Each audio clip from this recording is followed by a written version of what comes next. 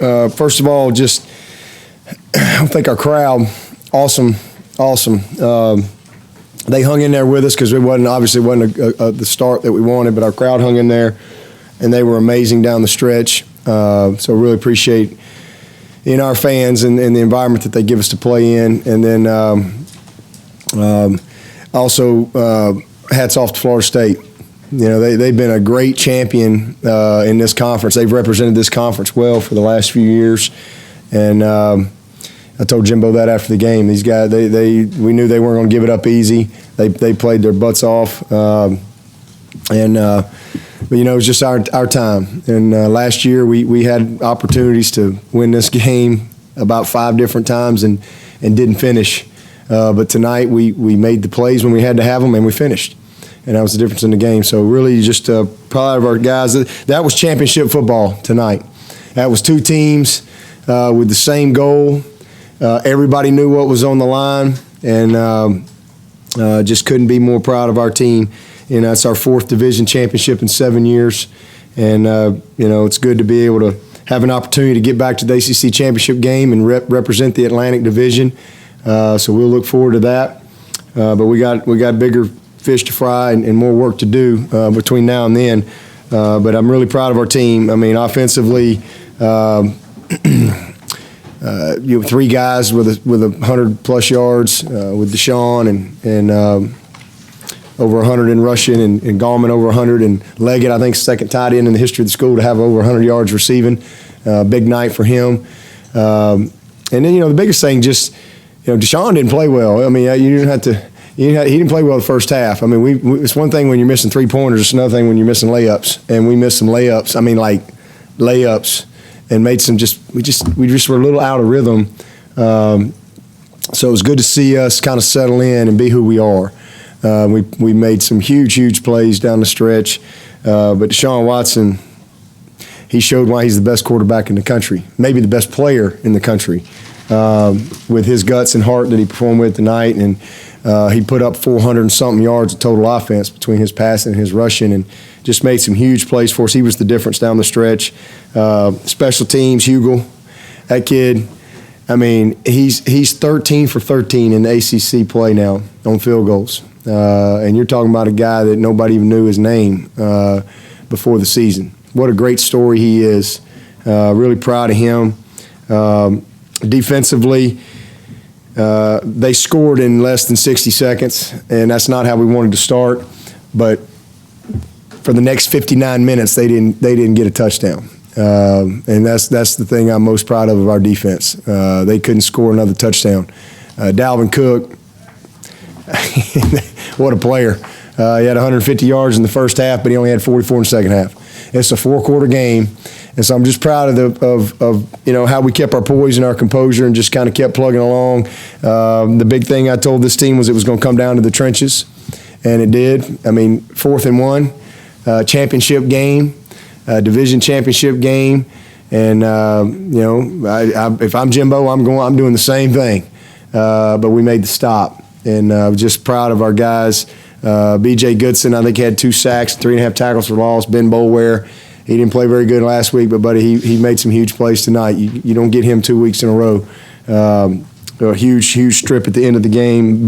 Baker with the interception. They were 2 of 12 on 3rd down, but just a great win, 41 wins for our seniors. And the second winningest group now. Got a chance to tie the all-time group next week. And I'm proud of those guys. They provided great leadership for us. But, again, for us, we still got a lot of work to do. The best is yet to come. We got business to handle. We'll come back and get ready for Syracuse and look forward to going up to New York and competing against those guys. It's good to be in control of our destiny. It's good to be in the driver's seat. We just need to keep 2 hands on the wheel and not lose our focus and get distracted. But this was a big one, and I just could not be more happy for our team. And it's only the 3rd time in the history of Clemson to be 9-0.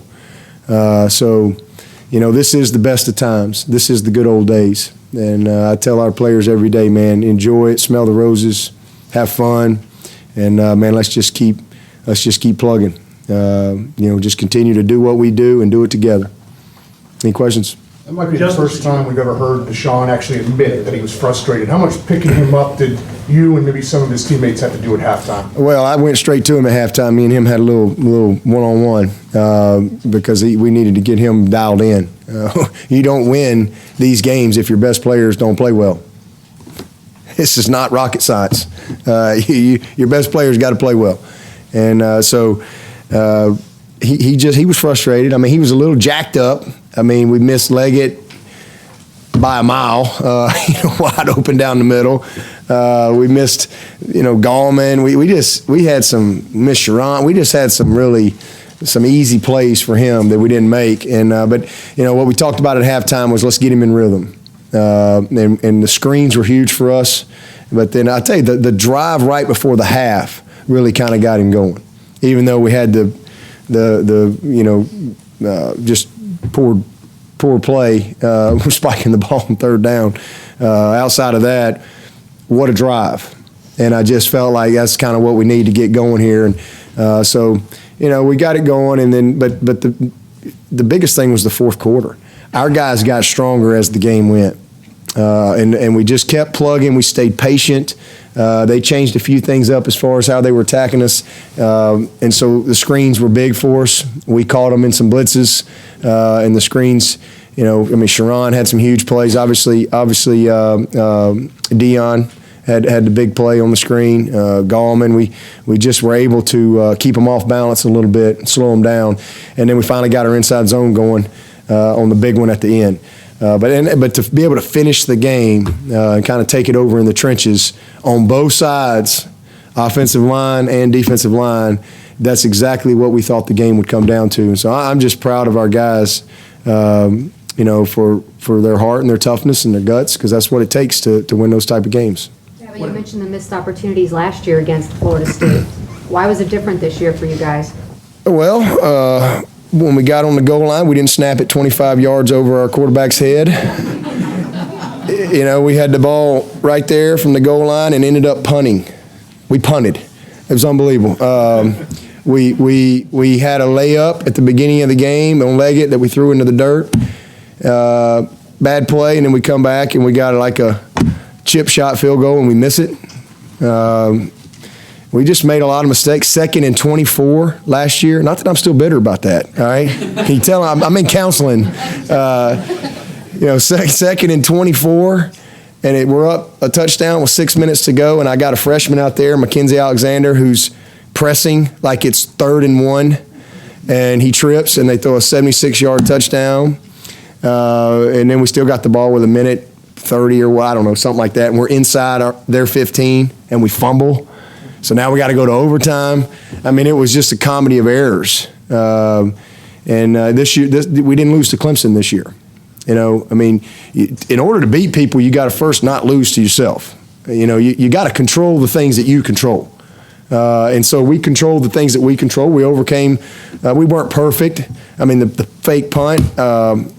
We've been saving that for 2 years. 2 years. We've repped that every week for 2 years, every Wednesday. And just I tell them every week, be ready. You never know when we're going to call it. And I'd already had my mind made up. And man, so just some mental errors, but we didn't have the huge, costly mistakes that cost us points like last year. On the goal line, the missed touchdown, the missed field goal, the fumble inside. Those were all points, opportunities. So we were efficient. We took care of both. We didn't have any turnovers. They had 3 turnovers if you count the 4th and 1, the downs, and we had none. And so that was a huge difference in the game, no question. They got in the red zone, and that was a big challenge. I mean, we didn't play well in the red zone last week. Just because they get in the red zone don't mean they get a touchdown. Get a turnover, we make them kick a field goal. We'll block it, and so they got into the red zone the second time and we picked it.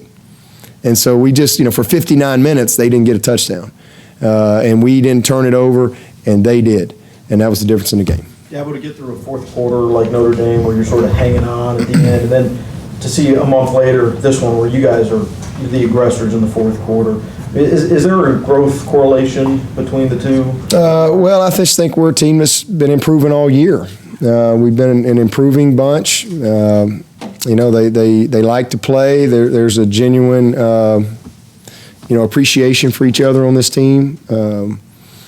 But from where we were that night, I mean, that particular game, we're up 21-3 with 9:50 or 10 minutes to play. I mean, we're not going to come out there and attack, in the fourth quarter, especially with how we'd played for three quarters. But Notre Dame made some plays. We had some mental errors in that where one side's playing man, the other side's playing zone. They throw it 4 yards, and we had some mistakes that they took advantage of. They were a great team. So we got ourselves in a tough spot.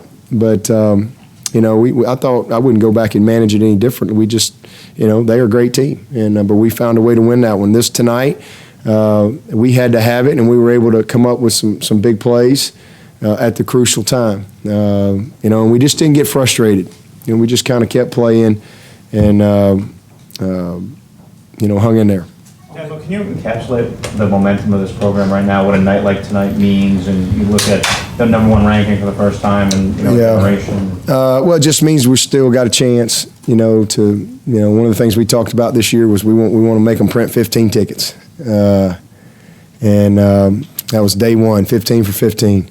Not necessarily 15-0, just let's make them print 15 tickets. And they got to print 14.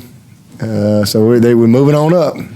So hopefully we can, when the time comes, find a way to win that ACC championship game and have the opportunity to get in the playoff. I mean, those are all realistic goals at this point.